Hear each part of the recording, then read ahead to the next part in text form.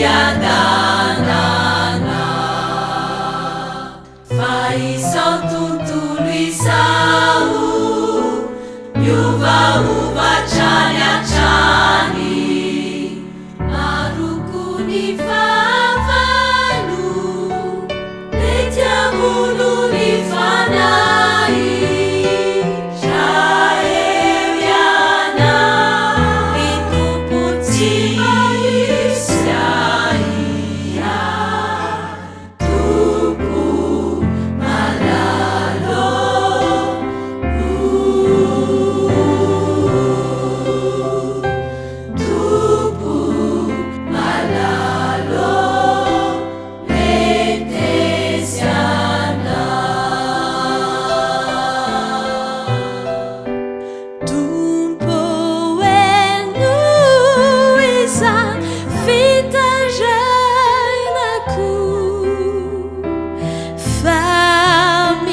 Tianao maniry anao hoe hoany ilanao ny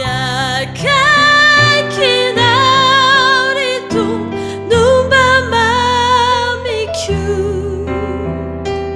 na de fahorinas feno fiadanana fa izao tontolo izao miovaovatrany atrany